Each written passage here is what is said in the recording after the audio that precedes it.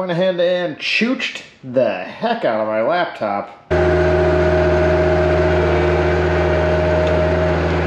Welcome back to Lost Cause Ranch, where we are learning how to build a building by building a building. Today we're drilling some holes because I'm pretty sure we're gonna need them. And it's raining, as you can see, kind of puts a damper on things.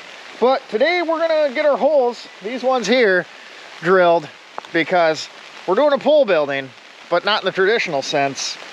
We're gonna sink some concrete in the ground. That's nice. That one's not quite as deep. But we are going to set our poles on concrete pillars with metal brackets, bolt on, no lumber in the ground. All right, so I have an auger rented for tomorrow to get our holes drilled, augered out for the posts. Today is Colorado themed. Colorado shirt, Colorado hat. Isn't that neat? Right here you can kind of see I have the building roughly laid out. These are pretty close to what the four corners would be, and this is set at 48 feet and 30 feet, which is the outside dimensions of the building. But being we're gonna have the post and then 2x4 girt on the outside, we need to account for that, and the posts themselves will be in from this location. So instead of 48 feet from end to end, center to center on the outside post is 47 feet and 3.5 inches. So that's what we're gonna do now, is lay that out quick. Gonna pound these concrete form stakes in at each corner. Then we can run a string line around and we'll stake out each hole in between there along that string line. And I'll probably measure this a few times because this is kind of critical. I mean, the building needs to be where the building needs to be. We're gonna be doing concrete piers with wet set brackets, so those holes need to be pretty accurate.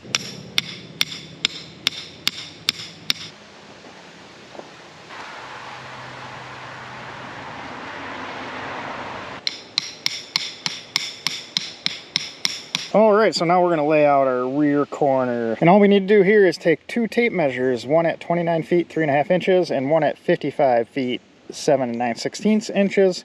And where those two meet, pulled tight from our front two stakes, should be where that corner needs to be, squared off everything else. And we'll do the same for this side. And then theoretically, everything should be squared up. We'll see if that happens.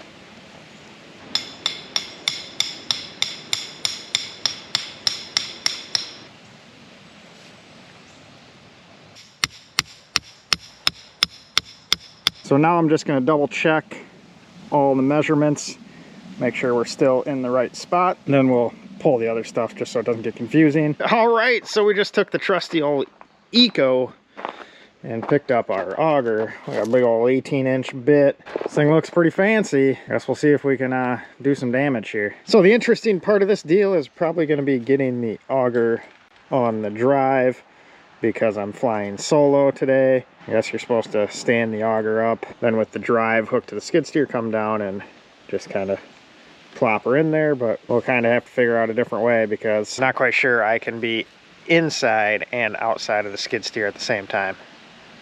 Haven't figured that out yet. All right, we got her all hooked up to the old Bob Kitty. We're gonna try it with the old 753. If it's not happy with that, we'll hook it up to the 864, but the 864 is not the happiest at the moment. But that looks like it's gonna be fun. One Joe for scale. I have total confidence in the situation.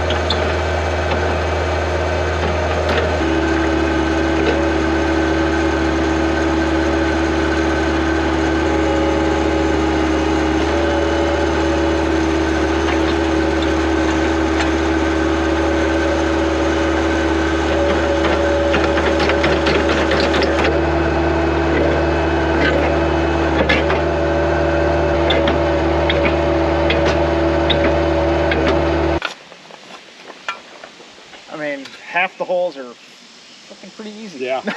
Half the holes aren't gonna be.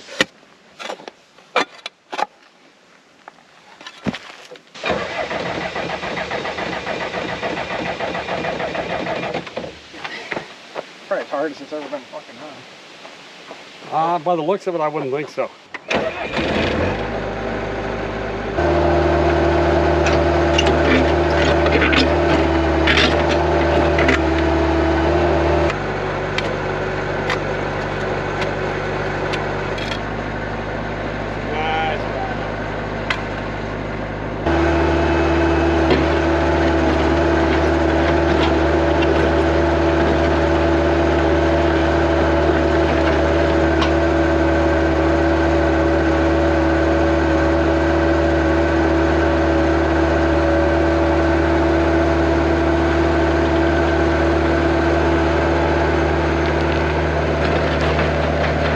Kind of looks like we got a big gopher going through here, but we got a fair amount of them drilled out. There are little like ant hills all over.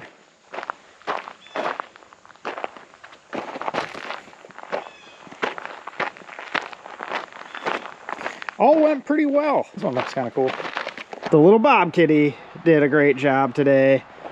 Ran that 18-inch auger in nicely. Good enough power. I kind of thought it might be down. Thought we might have to use that guy. We did run into some issue though. This one we got about halfway down. Right here we can't start yet. Knew that going in. Got a big rock there, so that's an issue. Got about a foot down on this one before we hit some good rock. About halfway down on this one before we hit some good rock.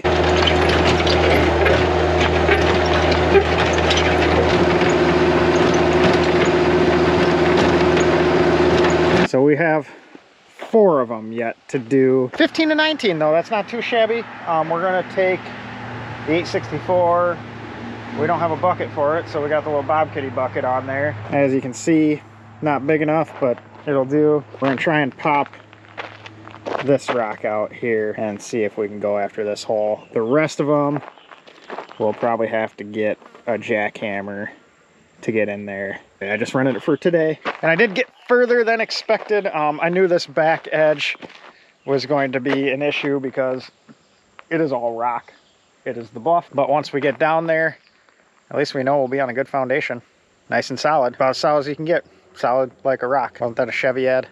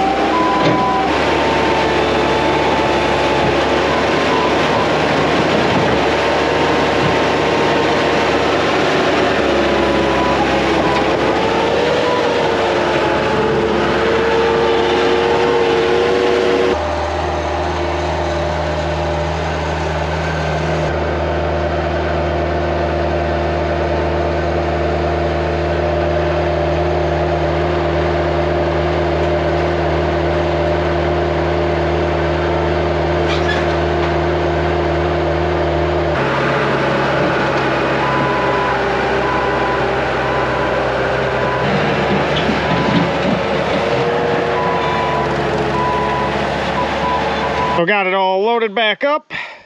We're done for the day with this guy. We'll take it back in the morning, stop at the car wash and pressure wash it off first, so it is nice and clean going back. And then we'll have to figure out a jackhammer or something.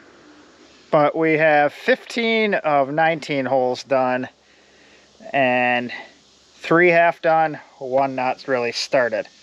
So we have 6 feet plus 4 feet, about 10 feet left to dig. So we'll make her happen. So wasn't supposed to get rain today, but being it's been 100 degrees and humid, we get these pop-up rainstorms all the time. Let me wipe you off. So currently making 18 swimming pools. Wonderful. Sasha, let's go inside. So took the Eco out. Went ahead and picked up a color matched jackhammer to rent. Lift with your back, not your legs. Make sure you do it right. This whole mess is definitely a rocky situation. Get it? Hole, mess, rocks. Yeah. But either way, these are available on the website now. We got some terrain response mode shirts. Hopefully you like puns. Still don't know what I'm doing. So I did one hole off camera just to figure out my process. And that is legitimately probably the hardest I've ever worked in my life. You can kind of see I did not wet my pants, but I am sweating through them. I'm just a wee little guy, not quite cut out for this, but that hole's done. It's all solid limestone. You'll see here in a minute my little hillbilly contraption. It involves that bucket, that little makeshift bed. I'm sure there's a proper tool to like dig dirt out of something like that, but I don't have it, so make and do.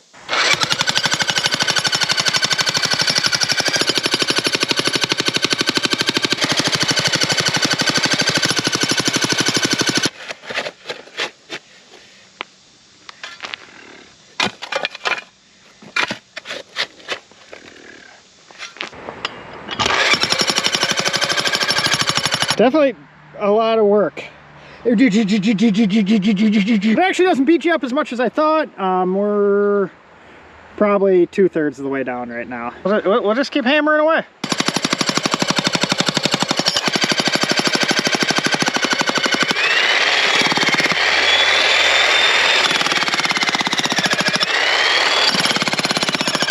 But yeah, that's definitely limestone all the way around. I always wanted to be an archaeologist. Not finding anything cool yet though.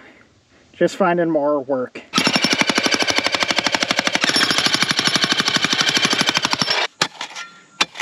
I think we hit the bottom, Sasha. But we're now deep enough to be 4 feet deep once everything's graded out. Sasha's very curious about all the holes. Sasha, what do we do with the yard? Did we mess it all up? She doesn't know what's going on. I'm not even kidding in saying that this has been the most like physical work I've ever done. Not complaining. It's actually kind of entertaining. We're about 4 hours in. I wouldn't want to do this every day though. That is for sure. It's starting to get heavy. Jackhammer weighs a little more than half of me, and it's not so bad when you're close to the surface, but once you get down in there, 40 some inches down, it is hard to get that guy out. It is a brute. You have a fascination, don't you?